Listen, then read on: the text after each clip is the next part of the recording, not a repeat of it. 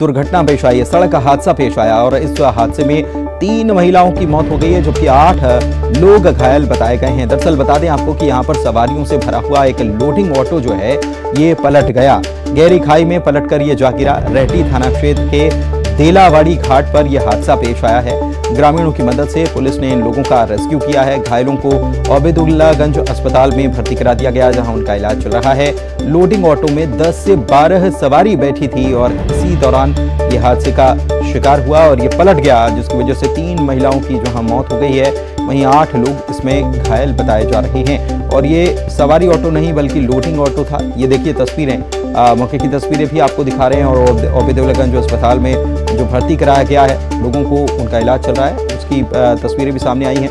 बताया ये जा रहा है कि ये लोडिंग ऑटो गहरी खाई में जा गिरा, सवारियों से भरा हुआ था, लोग इसमें सवार थे जबकि लोडिंग ऑटो था और इसमें 10 से 12 यानी कि जाहिर सी बात है कि क्षमता से ज़्यादा लोग इसमें सवार थे। 11 लोग इसमें सवार थे जिसमें 8 लोगों की स्थिति गंभीर बनी हुई है, जख्मी हैं और 3 महिलाओं की इसमें मौत हो गई है।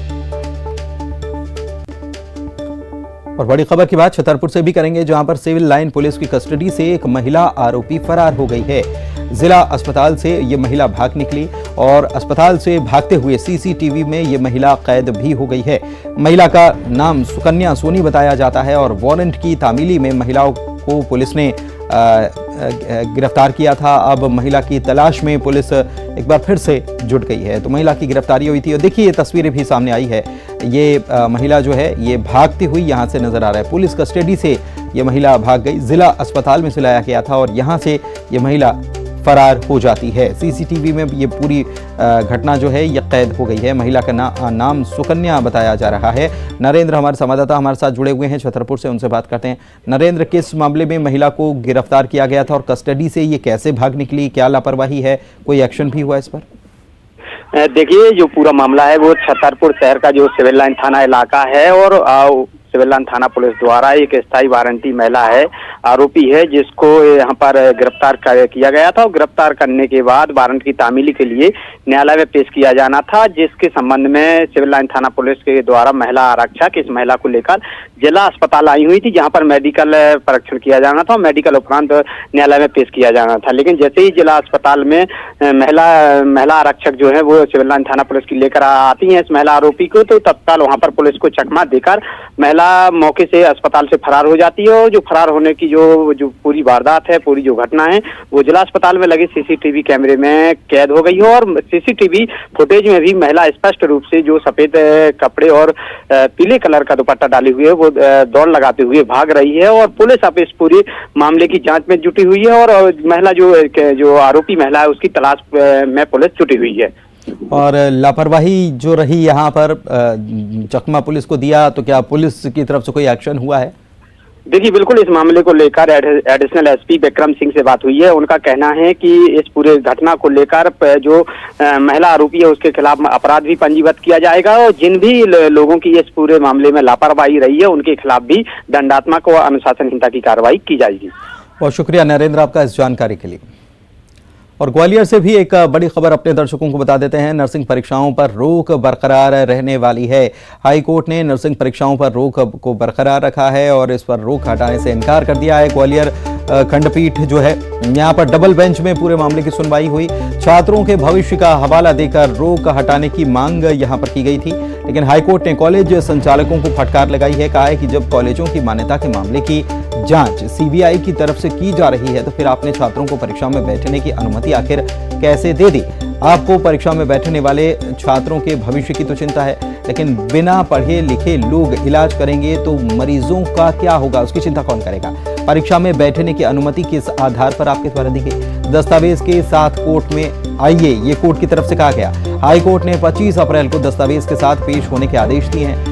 27 फरवरी को दरअसल हाई कोर्ट ने नर्सिंग पर परीक्षा पर रोक लगाई थी। BSc nursing, BSc post basic और एमएससी नर्सिंग की परीक्षा पर रोक लगाई गई थी। मेडिकल यूनिवर्सिटी ने 2 नोटिफिकेशन जारी कर सत्र 2019 और 21 के छात्रों को परीक्षा की अनुमति दे दी थी।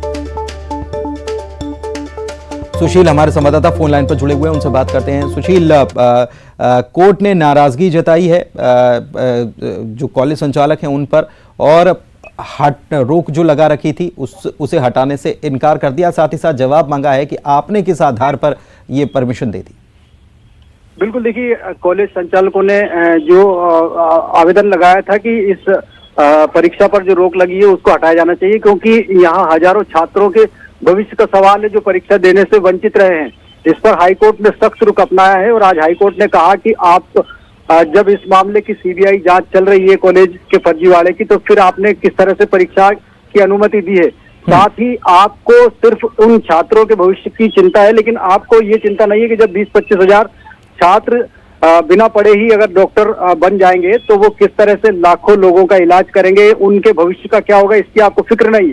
साथ ही हाईकोर्ट ने इस पर रोक हटाने से इनकार कर दिया। साथ ही हाईकोर्ट ने इनको 25 तारीख को दस्तावेजों के साथ हाईकोर्ट में पेश होने के आदेश दिए कि आप दस्तावेज के साथ पेश होइए कि आपने किस आधार पर इनको अनुमति दी और किस तरह से ये पूरी परीक्षा आयोजित कराई जा रही थी।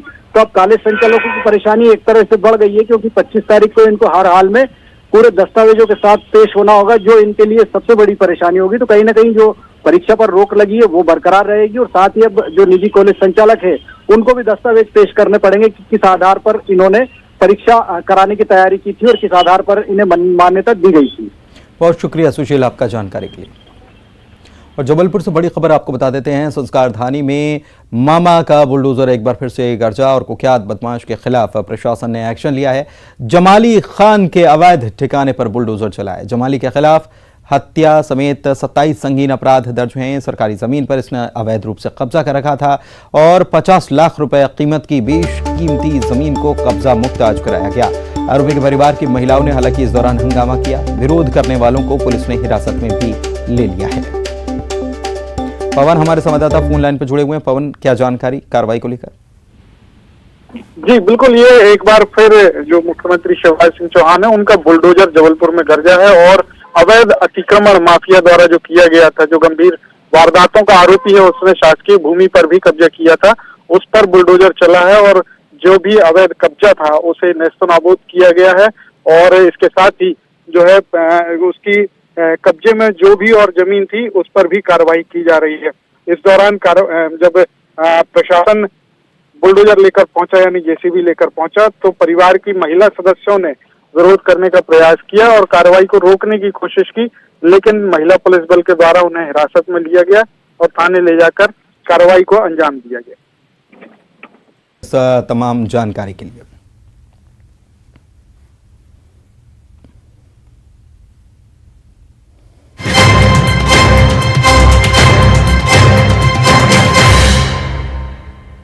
चलिए बढ़ते आगे। कर्नाटक चुनाव को लेकर स्टार प्रचारकों की सूची जारी कर दी गई है। बीजेपी और कांग्रेस दोनों की तरफ से स्टार प्रचारकों की सूची जारी की गई है।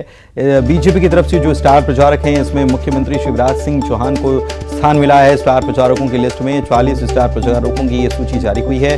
कांग्रेस के स्टार प्रचारकों की सूची में एमपी के किसी नेता को जगह नहीं दी गई है। ये एक बड़ी खबर आपको बता रहे हैं।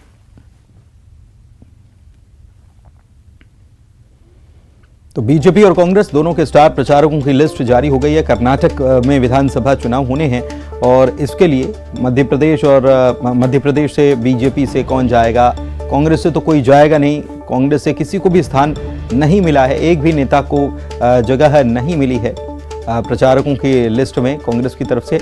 लेकिन बीजेपी की तरफ से जो स्टार प्रचारकों की लिस्ट जारी की गई है इसमें मुख्यमंत्री शिवराज सिंह चौहान को स्टार प्रचारक बनाया गया है और वे वहां पर जाकर प्रचार पार्टी के लिए करते हुए नजर आएंगे। पार्टी के लिए वोट मांगते हुए मुख्यमंत्री नजर आएंगे। हालांकि इसके पहले भी मुख्यमंत्री कर्नाटक के दौरे पर जा चुके हैं और लगातार वो कर्नाटक में दौरे करते हुए आ रहे हैं और अब तो वो स्टार प्रचारक के तौर पर जाएंगे और वहां पर भी पार्टी के लिए वोट मांगते हुए नजर आएंगे, क्योंकि मध्य प्रदेश में शिवराज सिंह चौहान जो हैं वो मामा के तौर पर अपनी पहचान बनाए हुए हैं और मध्य प्रदेश के मामा शिवराज सिंह चौहान हैं। ये बात जो है अन्य राज्यों तक भी ये पहुंची हुई है और लोग अच्छे से जानते हैं। तो उनकी छवि जो है पार्टी उसे भुनाने की कोशिश यहाँ पर कर्नाटक के विधानसभा चुनाव में भी करती हुई नजर आएगी। इसके पहले भी मुख्यमंत्री कर्नाटक का दौरा कर चुके हैं, प्रचार कर चुके हैं।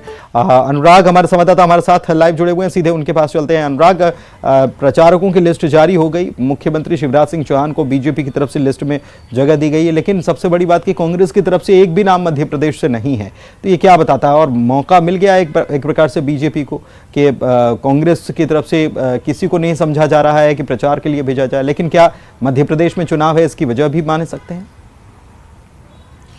बिल्कुल, देखिए कांग्रेस में यही तर्क दिया जा रहा है कि कमलनाथ और दिग्विजय सिंह को इसलिए स्टार कैंपेनर नहीं बनाया गया है क्योंकि मध्य प्रदेश में भी विधानसभा का चुनाव है और दोनों के ऊपर बड़ी जिम्मेदारी है। लेकिन दूसरी तरफ बीजेपी में महत्वपूर्ण जिम्मेदारी संभालने वाले और स्टार प्रचारक शिवराज सिंह चौहान कर्नाटक के चुनाव में भी जो है दम लगाते हुए नजर आएंगे। शिवराज सरकार की योजनाओं को कर्नाटक चुनाव में बीजेपी पेश कराने की तैयारी में, चाहे वो लाडली बहना योजनाओं या जो तमाम फैक्टर हैं उनका बखान जो है कर्नाटक के चुनाव में बीजेपी के द्वारा किया जाएगा। और यही वजह है कि जहां एक तरफ शिवराज सिंह चौहान मध्य प्रदेश में चुनाव से पहले पूरा दम लगाते हुए नजर आ रहे हैं, वो मध्य प्रदेश के साथ ही कर्नाटक के चुनाव में भी बीजेपी के पक्ष में माहौल बनाते हुए नजर आएंगे। तो बीजेपी के स्टार प्रचारकों की सूची में योगी आदित्यनाथ, पीएम मोदी, अमित शाह से लेकर सीएम शिवराज को भी स्टार प्रचारक बनाया गया है। और 10 मई से पहले मुख्यमंत्री शिवराज सिंह चौहान के भी कर्नाटक राज्य के अलग अलग हिस्सों में दौरे होंगे और चुनावी सभाओं को भी वो संबोधित करेंगे। चलिए, बहुत शुक्रिया आपका इस जानकारी के लिए अनुराग। कर्नाटक के लिए जो लिस्ट जारी हुई है कांग्रेस की तरफ से, स्टार प्रचारकों की लिस्ट में 40 स्टार प्रचारकों की लिस्ट जो जारी हुई है, इसमें छत्तीसगढ़ के मुख्यमंत्री भूपेश बघेल को भी स्टार प्रचारक बनाया गया। ये आपको हम बता रहे हैं। देखिए, मध्य प्रदेश से एक नाम नहीं है, छत्तीसगढ़ से भूपेश बघेल का नाम है। लेकिन फर्क यह है कि छत्तीसगढ़ में तो कांग्रेस सत्ता में है, लेकिन मध्य प्रदेश में कांग्रेस सत्ता में नहीं, कांग्रेस विपक्ष में, और वहां कांग्रेस को काम करना है। और तर्क यही कांग्रेस का दिया जा रहा है कि चुनाव है, इसीलिए यहां से जो बड़े नेता हैं, चाहे वो दिग्विजय सिंह हो या कमलनाथ हो, उनको स्टार प्रचारक के तौर पर कर्नाटक नहीं भेजा जा रहा है, इसलिए उनका नाम नहीं है। लेकिन छत्तीसगढ़ में भी चुनाव है और मुख्यमंत्री भूपेश बघेल को स्टार प्रचारक बनाया गया। ममता हमारी संवाददाता हमारे साथ रायपुर से जुड़ी हुई हैं, उनके पास चलते हैं। ममता, लिस्ट जारी हुई है, मध्य प्रदेश और छत्तीसगढ़ दोनों की तरफ से ही बात सामने आई है। मध्य प्रदेश में तो कांग्रेस से कोई स्टार प्रचारक नहीं भेजा जा रहा कर्नाटक में, लेकिन मुख्यमंत्री भूपेश बघेल जरूर जाएंगे कर्नाटक में प्रचार करने।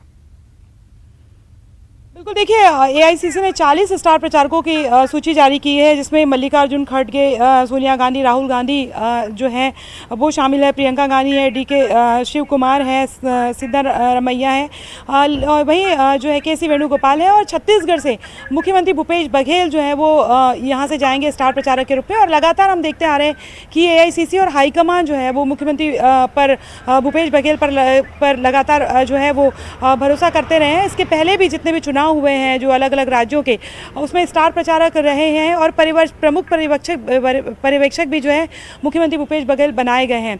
और जहां पर भी कांग्रेस के जहां पर भी विधानसभा चुनाव हुए हैं, कांग्रेस ने प्रमुखता से छत्तीसगढ़ में जो मुख्यमंत्री भूपेश बघेल ने काम किए हैं उनको उसका जिक्र किया है, उसको बताया है। चाहे यहाँ पर नरवा गरवा गुरवाबाड़ी योजना हो, चाहे गोधन न्याय योजना हो, राजीव गांधी किसान न्याय योजना हो, और ये भी बताया कि किस तरीके से जो है वो छत्तीसगढ़ में जो कांग्रेस की सरकार है वो काम कर रही है और जाहिर तौर पर मुख्यमंत्री भूपेश बघेल पर एक बार फिर से भरोसा जताया गया है। और एआईसीसी की तरफ से स्टार प्रचारकों की जो सूची जारी की गई 40, इसमें मुख्यमंत्री भूपेश बघेल का भी नाम है। और मुख्यमंत्री वहां पर जाकर जो है वो छत्तीसगढ़ की जो योजनाएं हैं खासतौर पर उसका भी प्रचार प्रसार करेंगे और ये भी बताएंगे कि किस तरीके से जो है कर्नाटका और छत्तीसगढ़ की कुछ परिस्थितियां, जो भौगोलिक परिस्थितियां मिलती जुलती है, ऐसे में यहाँ की जो योजना है वो किस तरीके से वहां पर जो है वो कारगर हो सकती है। चलिए, बहुत शुक्रिया आपका इस तमाम जानकारी के लिए। और बढ़ते आगे, हमेशा दूसरों के सिर ठीकरा फोड़ने वाले कांग्रेस के वरिष्ठ नेता और पूर्व सीएम दिग्विजय सिंह सीहोर के दौरे पर रहे। उन्होंने ये स्वीकार किया करके सबको चौंका दिया कि प्रदेश में कांग्रेस संगठन की स्थिति ठीक नहीं है।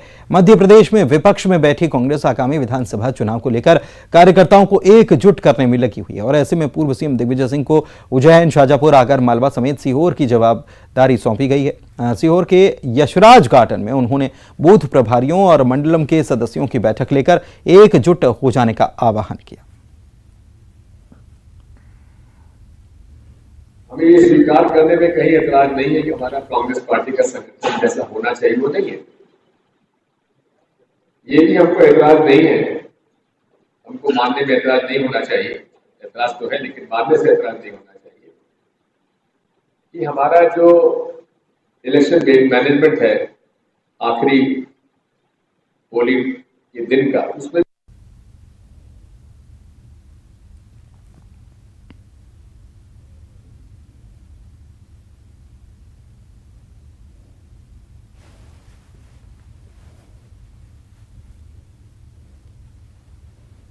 और आइए अब नजर डालते हैं इलेक्शन टॉप 10 पर।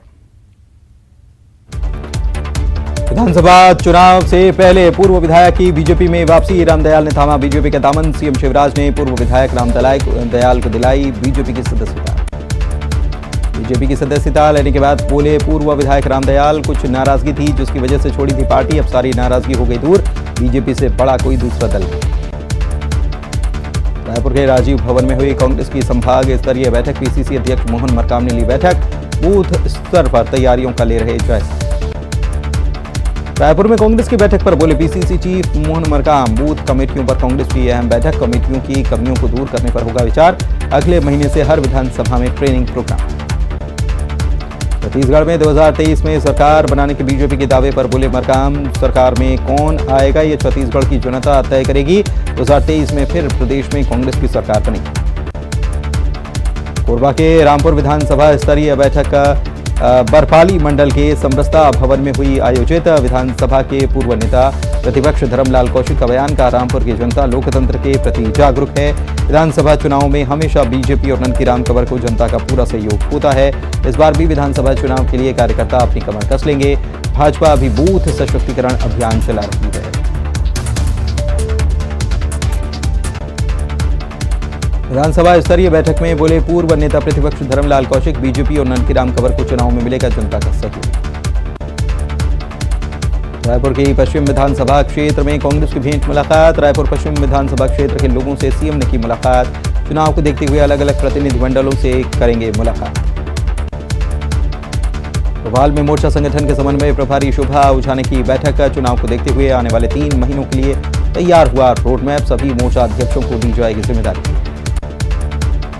चुनाव से पहले सभी को साधने में जुटी एमपी कांग्रेस ने शुरू की पान उत्पादक किसानों को साधने की कवायद, पान उत्पादक व्यापारी प्रकोष्ठ ने भोपाल में पान और चाय दुकानों पर पहुंचकर कांग्रेस को वोट देने की अपील।